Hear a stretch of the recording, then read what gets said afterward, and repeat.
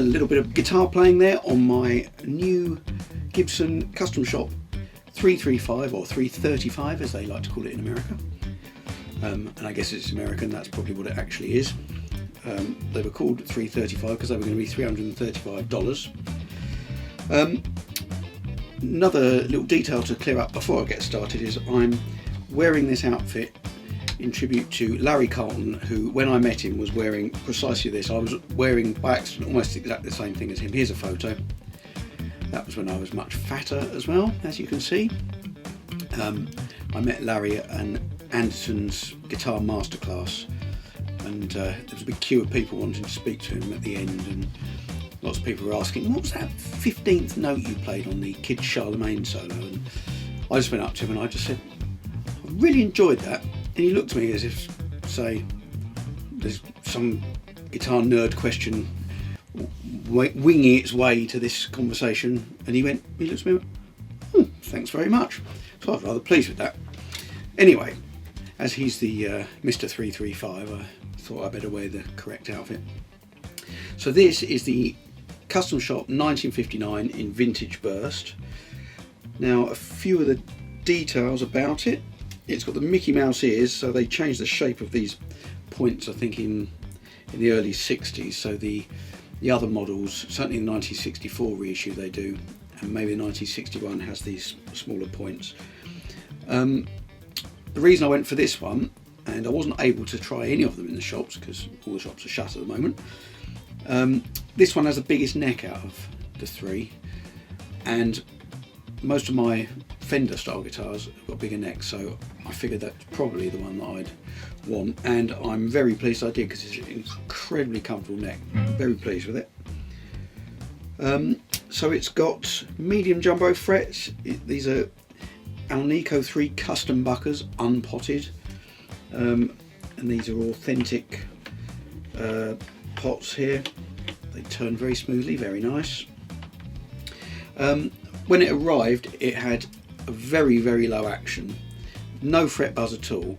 It was as low as you could get it. I raised it up. It was too low for me. It weighs £7 10 ounces, and it's got this. It says it's a medium 1959 C-shaped neck. So I couldn't go into the shops and try one. Actually, most of the shops were out of stock of the 61 and the 64. A couple of them had these 59s. But I asked my old guitar teacher, Roger Kelly, who taught me from when I was about 13, and I still have to ask him about anything guitar related. What he doesn't know about guitars isn't worth knowing, and he advised me and talked me through. This is my first ever Gibson. I've only ever played Fender style guitars in the past, well, apart from my Gretsch, which is a bit of an exception, but I've never had a Gibson before, and I was needing, with a lot of the sort of session stuff I do in my studio, I was doing some kind of sound-alike things, and I was needing that Gibson humbuckery sound, which I was getting around it. I've got a humbucker on one of my Telecaster style guitars here, and I've got a humbucker on one of my Strat style guitars here, my Tyler Strat and Telecaster.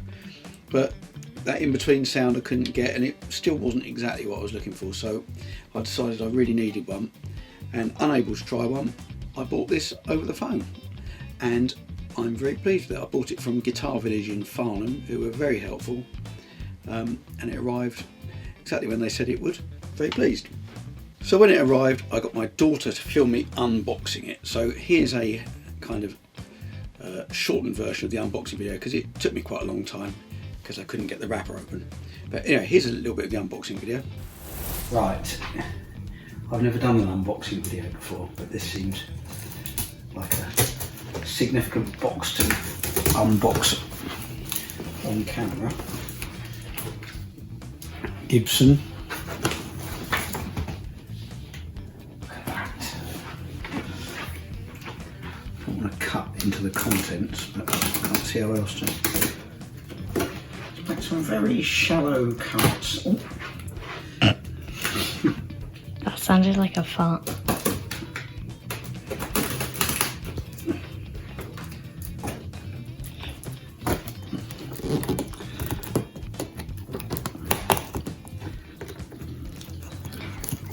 I'm doing it. I always like to use a Nice. expensive Sabatier cooking knife.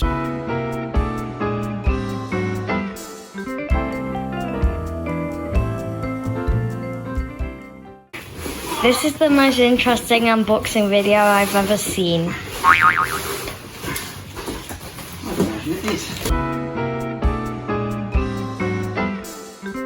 How long is this gonna take? Like the case, it's nice, isn't it?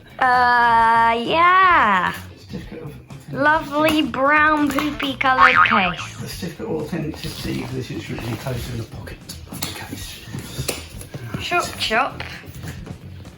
Oh, it's pink!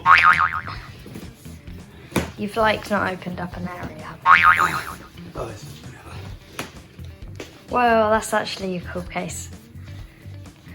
It's a guitar. Look at the case, it's got pink. Oh, it's so sad. Can I stop filming now? No. Awesome.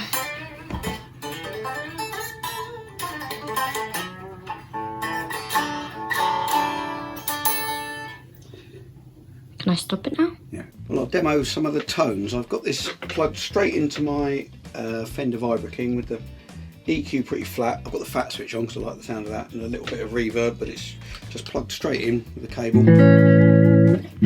So this is the neck pickup.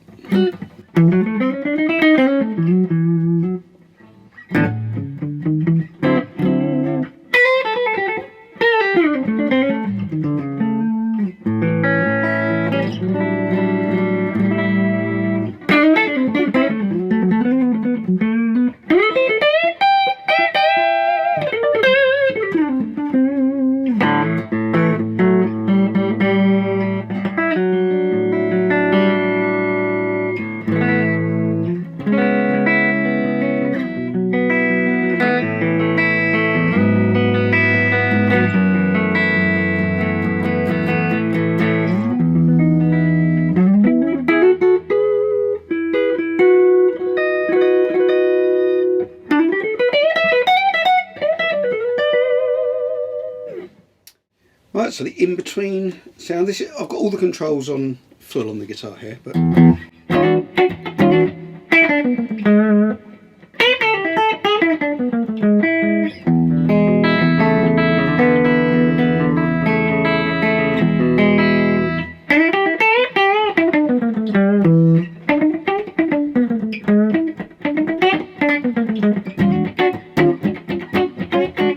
why you have to do a kind of funky thing when you put it on the in-between one, but and of course I've discovered this. I didn't really know what to do with the extra volume knob, which I've never had the pleasure of using before, but yeah, so backing off the volume on the front pickup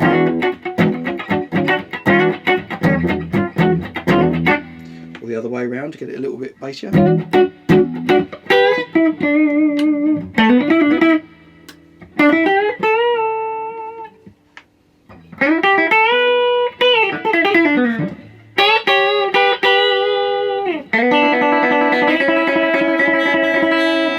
And then the bridge pickup.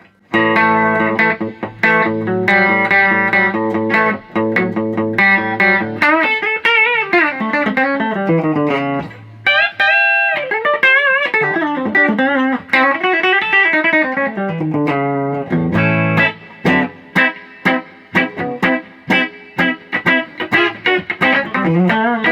going to demo a slightly different sound here. I've put a bit of tremolo on the amp with the drive pedal again, the Empress Germ drive, and I've got a loop pedal here as well.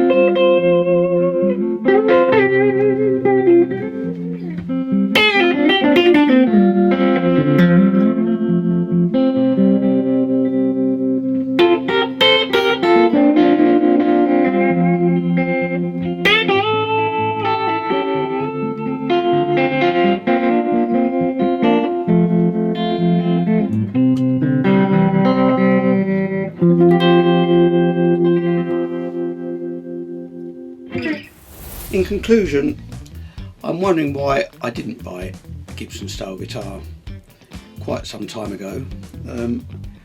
It's much more versatile than I ever thought. I've always been a single coil pickup user mainly, Telecasters or Strats, but I don't know how I managed without this. This is a fantastic bit of kit. The only thing that I've noticed with this that isn't absolutely perfect, and this isn't necessarily a fault, but they put these on a Plec machine at the Gibson Custom Shop, and I noticed by putting a pick underneath here, the pick falls out, so the frets are higher than the width of the pick, and there, and there.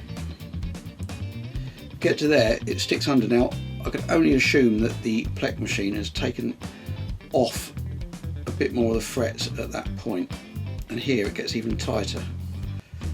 Now I don't know whether that there it's even tighter, and then it starts to come out again here. I don't know if that should be like that, but it doesn't affect the way it plays. It's just a shame that those frets have been filed down slightly lower. But other than that, it's beautifully made. I'm extremely pleased with it. I don't know how I managed without one before, and I shall be making more videos with it coming up, I have no doubt. Okay, thanks for watching. Please hit subscribe, leave me a comment, let me know what you think of the guitar, and I'll see you on the next video.